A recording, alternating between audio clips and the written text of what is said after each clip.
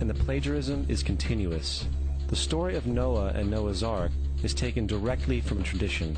The concept of the Great Flood is ubiquitous throughout the ancient world, with over 200 cited claims in different periods and times. However, one need look no further for a pre-Christian source than the Epic of Gilgamesh, written in 2600 BC.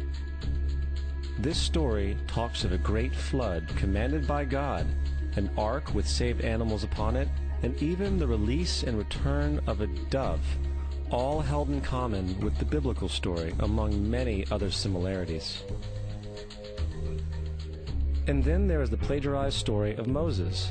Upon Moses' birth, it is said that he was placed in a reed basket and set adrift in a river in order to avoid infanticide. He was later rescued by a daughter of royalty and raised by her as a prince. This baby in a basket story was lifted directly from the myth of Sargon of Akkad of around 2250 BC. Sargon was born, placed in a reed basket in order to avoid infanticide, and set adrift in a river. He was in turn rescued and raised by Aki, a royal midwife. Furthermore, Moses is known as the lawgiver, the giver of the Ten Commandments, the Mosaic Law. However, the idea of a law being passed from God to a prophet up on a mountain is also a very old motif. Moses is just another lawgiver in a long line of lawgivers in mythological history. In India, Manu was the great lawgiver. In Crete, Minos ascended Mount Dicta, where Zeus gave him the sacred laws, while in Egypt there was Meses, who carried stone tablets, and upon them the laws of God were written. Manu, Minos, Meses, Moses. And as far as the Ten Commandments, they are taken outright from spell 125 in the Egyptian Book of the Dead. What the Book of the Dead phrased, "I have not stolen," became "Thou shalt not steal." "I have not killed," became "Thou shalt not kill." "I have not told lies," became "Thou shalt not bear false witness," and so forth. In fact, the Egyptian religion is likely the primary foundational basis for the Judeo-Christian theology. Baptism, afterlife, final judgment, virgin birth, death and resurrection, crucifixion, the Ark of the Covenant, circumcision, saviors, Holy Communion, Great Flood, Easter, Christmas, Passover, and many, many more are all attributes of Egyptian ideas long predating Christianity and Judaism. Justin Martyr, one of the first Christian historians and defenders, wrote, "When we say that he, Jesus Christ, our teacher, was produced without sexual union, was crucified and died and rose again and ascended into heaven, we propound nothing different from what you believe regarding those who you esteem sons of Jupiter." In a different writing, Justin Martyr said, "He was born of a virgin, except this in common with what you believe of Perseus." It's obvious that Justin and other early Christians knew how similar Christianity was to the pagan religions. However, Justin had a solution. As far as he was concerned, the devil did it.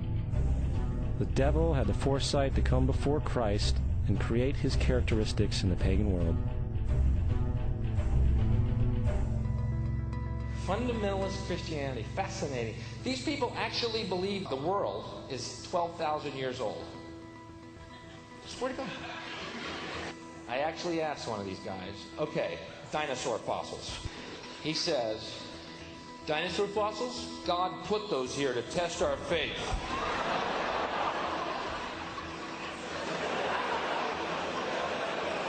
I think God put you here to test my faith, dude.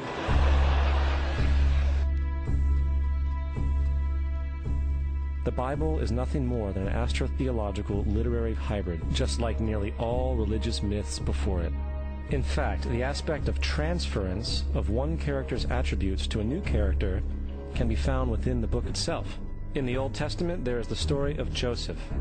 Joseph was a prototype for Jesus. Joseph was born of a miracle birth. Jesus was born of a miracle birth. Joseph was of 12 brothers. Jesus had 12 disciples. Joseph was sold for 20 pieces of silver. Jesus was sold for 30 pieces of silver. Brother Judah suggests the sale of Joseph. Disciple Judas suggests the sale of Jesus. Joseph began his work at the age of 30. Jesus began his work at the age of 30. The parallels go on and on. Furthermore, is there any non-biblical historical evidence of any person living with the name Jesus, the son of Mary, who traveled about with 12 followers, healing people and the like? There are numerous historians who lived in and around the Mediterranean, either during or soon after the assumed life of Jesus. How many of these historians document this figure? Not one. However, to be fair, that doesn't mean defenders of the historical Jesus haven't claimed the contrary. 4 historians are typically referenced to justify Jesus' existence. Pliny the Younger, Suetonius, and Tacitus are the first 3. Each one of their entries consists of only a few sentences at best, and only refer to Christus or the Christ, which in fact is not a name but a title. It means the Anointed One. The 4th source is Josephus, and this source has been proven to be a forgery for hundreds of years.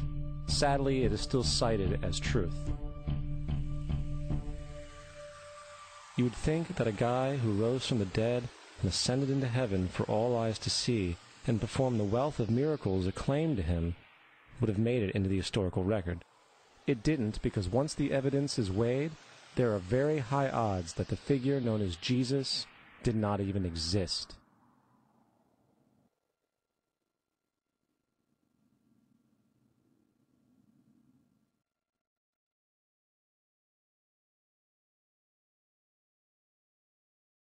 We don't want to be unkind, but we want to be factual. We don't want to cause hurt feelings, but we want to be academically correct in what we understand and know to be true. Christianity just is not based on truth. We find that Christianity was in fact nothing more than a Roman story, developed politically. The reality is, Jesus was the solar deity of the Gnostic Christian sect, and like all other pagan gods, he was a mythical figure. It was the political establishment that sought to historize the Jesus figure for social control. By 325 AD in Rome, Emperor Constantine convened the Council of Nicaea. It was during this meeting that the politically motivated Christian doctrines were established, and thus began a long history of Christian bloodshed and spiritual fraud. And for the next 1600 years, the Vatican maintained a political stranglehold on all of Europe, leading to such joyous periods as the Dark Ages, along with enlightening events such as the Crusades and the Inquisition.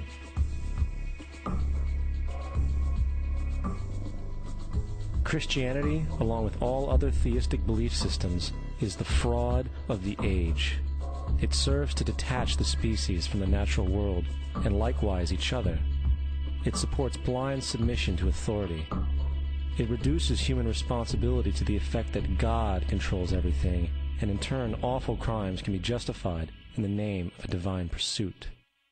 And most importantly, it empowers those who know the truth, but use the myth to manipulate and control societies. The religious myth is the most powerful device ever created and serves as the psychological soil upon which other myths can flourish.